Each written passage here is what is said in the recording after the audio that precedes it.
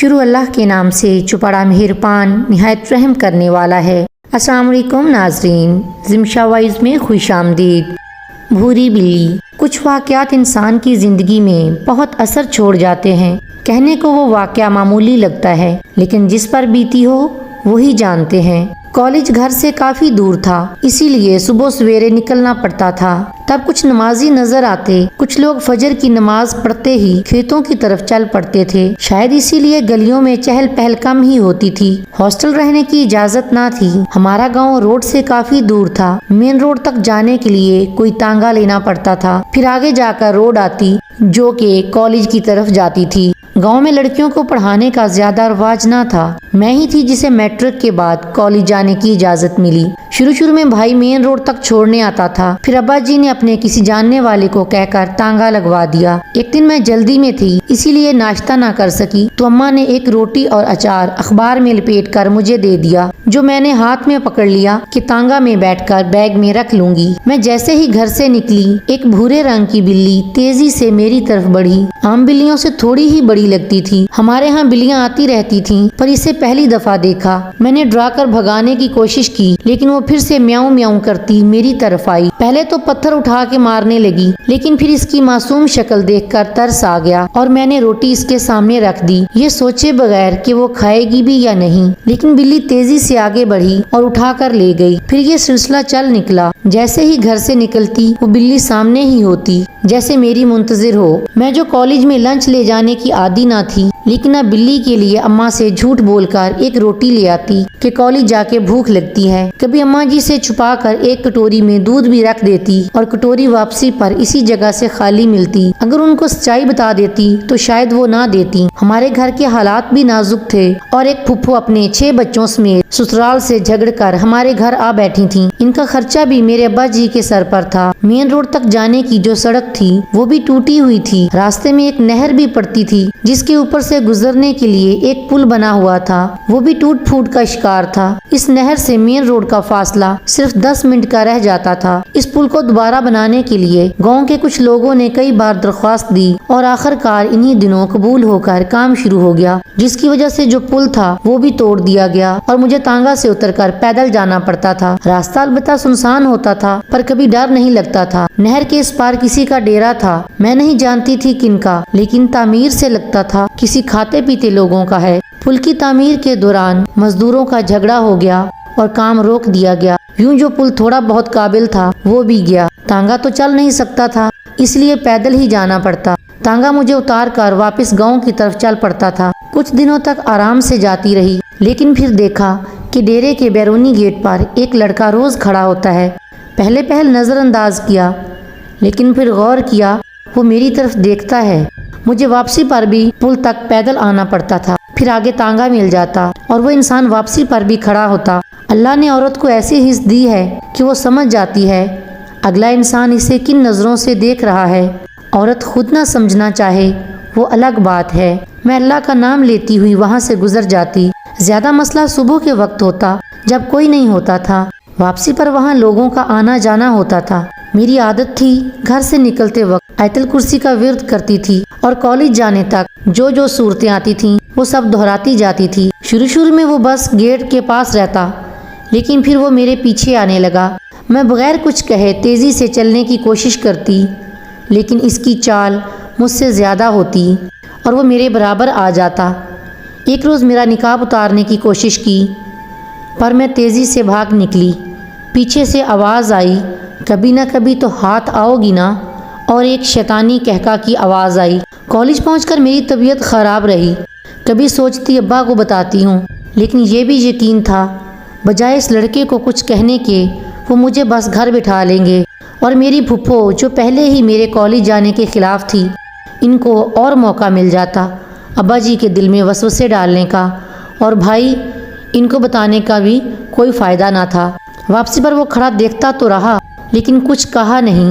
ہے تو یہ ایک عام سی بات، جو لڑکیاں کالج جاتی ہیں ان کے ساتھ ایسے واقعات ہونا معمولی سی بات ہے، لیکن میں ٹھہری گاؤں کی ایک لڑکی، جہاں ایسی باتوں کو بڑھا چڑھا کر بتایا جاتا ہے، اور قصور بھی لڑکی کا نکال کر اسے یا تو گھر بٹھا دیتے ہیں یا کسی بے جوڑ رشتے سے باندھ دیتے ہیں۔ دوسرے دن میرا کالج جانے کا دل نہیں تھا، لیکن جانا بھی ضروری تھا، امتحان سر پر تھے اور سلیبس ابھی مکمل نہیں ہوا تھا۔ میں کالج کے وقت گھر سے نکلی، بھوری بلی سامنے ہی کھڑی تھی۔ پریشانی میں اس کے لیے روٹی لانا بھی بھول گئی، اسی لیے تیزی سے واپس گئی اور روٹی لے آئی، اس کے سامنے رکھی اور تانگا میں بیٹھ گئی۔ بلی روٹی لیتے ہی چلی جاتی تھی، لیکن اس دن روٹی منہ میں لیے کھڑی مجھے دیکھتی رہی۔ وہ مجھے تب تک دیکھتی رہی جب تک میں اس کی نظروں سے اوجھل نہیں ہو گئی۔ پل تک کا سفر آیت الکرسی پڑھتے طے کیا۔ تانگا سے اترتے ہی ڈیرے کی طرف دیکھا تو ٹانگیں کانپنے لگیں۔ آج ایک نہیں 2 لڑکے تھے، بڑی بڑی مونچھیں، آنکھوں میں وحشت اور چہرے پر ایک شیطانی سی مسکراہٹ۔ ایک دفعہ تو سوچا آج گھر چلی جاتی ہوں، گھر والوں کو کہوں گی۔ بخار سا محسوس ہوا، اس لیے واپس آ گئی، لیکن جب پیچھے مڑ کر دیکھا تو تانگا جا چکا تھا۔ مرتی کیا نہ کرتی، بھاری قدموں سے آگے بڑھنے کی کوشش کرنے لگی۔ جیسے ہی پل سے اتری وہ دونوں شیطانی مسکراہٹ لیے آگے بڑھنے لگے۔ میں نے بھی اپنے قدم تیز کیے، لیکن وہ ٹھہرے مرد ذات، ان کا ایک قدم میرے 2-3 قدموں کے برابر تھا۔ دوسرے لڑکے نے اونچی آواز سے کہا، لڑکی ٹھہرو، بات کرنی ہے تم سے، شرافت سے سن لو ورنہ اچھا نہ ہوگا۔ میں اس کی بات کو نظر انداز کر کے آگے بڑھتی جا رہی تھی کہ اس نے میرا بیگ پکڑ لیا اور زور سے قہقہا لگایا۔ میرا بیگ اس کے ہاتھوں میں تھا۔ پھر پہلا لڑکا آگے آیا اور میرا نقاب اتارنے کی غرض سے ابھی ہاتھ بڑھایا ہی تھا کہ اچانک وہ بھوری بلی نہ جانے کہاں سے نمودار ہو گئی اور اس لڑکے کے منہ پر جھپٹ پڑی۔ اس سے پہلے کہ دوسرا لڑکا آگے بڑھ کر بلی کو پیچھے کرتا، پہلا لڑکا گر چکا تھا اور بلی اس پر سے اتر کر دوسرے لڑکے کو خون خوار نظروں سے دیکھنے لگی اور خوفناک آوازیں نکالنے لگی کہ میں بھی ڈر گئی۔ دوسرے لڑکے نے بیگ پھینکا اور تیزی سے بھاگ گیا۔ پہلے لڑکے کو بھی اٹھانے کی کوشش نہ کی۔ میں نے تیزی سے اپنا بیگ اٹھایا اور مین روڈ کی طرف دوڑ لگا دی۔ پیچھے مڑ کر دیکھنے کی ہمت نہ ہوئی، بس جاتے جاتے ایک نظر اس لڑکے کے منہ پر ماری جو ابھی تک زمین پر لیٹا تڑپ رہا تھا، دونوں ہاتھوں کو منہ پر رکھا ہوا تھا۔ سارا دن کالج میں پریشان رہی کہ پتہ نہیں اب کیا ہوگا، اور حیران کہ بلی کہاں سے آ گئی۔ میں نے اسے کہیں سے آتے جاتے نہیں دیکھا، وہ ایک چھلاوا کی طرح آئی۔ زیادہ اس بات کی فکر کھائے جا رہی تھی اگر بات ابا جی تک پہنچ گئی تو کیا ہوگا۔ واپسی پر وہ لڑکے کہیں نظر نہ آئے اور گھر آ گئی۔ گھر کا ماحول پہلے جیسا ہی تھا۔ ابا جی بھی آئے اور کھانا کھا کر چلے گئے۔ رات کو ابا جی آئے تو اماں اور پھپھو کو بتانے لگے، ساتھ والے گاؤں میں جو چودھری ہے نا، ان کا بیٹا صبح ڈیرے پر جا رہا تھا تو ایک بلی نے ان پر حملہ کیا۔ جوان لڑکے کی آنکھ ضائع کر دی اس بلی نے۔ یہ سن کر پہلے تو میں سہم گئی، لیکن پھر ہمت کر کے پوچھا، ابا جی ایک بلی کیسے کر سکتی ہے بھلا؟ پتہ نہیں بیٹا، پر چودھری بہت پریشان ہے۔ ان کے بیٹے کے ساتھ ایک اور لڑکا بھی تھا، وہ تو بچ نکلا اور اس بیچارے کی آنکھ ضائع ہو گئی۔ اس سے زیادہ پوچھنے کی ہمت نہ ہوئی۔ ہمارے گھر میں کسی غیر مرد کا زیادہ ذکر کرنا بھی غلط سمجھا جاتا تھا، اس لیے چپ ہو گئی۔ لیکن ایک ڈر تھا کہیں وہ لڑکا ٹھیک ہونے کے بعد ساری بات نہ کر دے۔ دوسرے دن جب کالج کو نکلی تو بلی کہیں نظر نہ آئی۔ کافی دیر تک کھڑی رہی پر بلی نہیں آئی۔ محلے والوں سے پوچھا کہ ایک بھورے رنگ کی بلی آتی تھی، وہ کہاں گئی؟ سب نے لا علمی کا اظہار کیا کہ ایسی بلی تو کبھی نظر نہیں آئی۔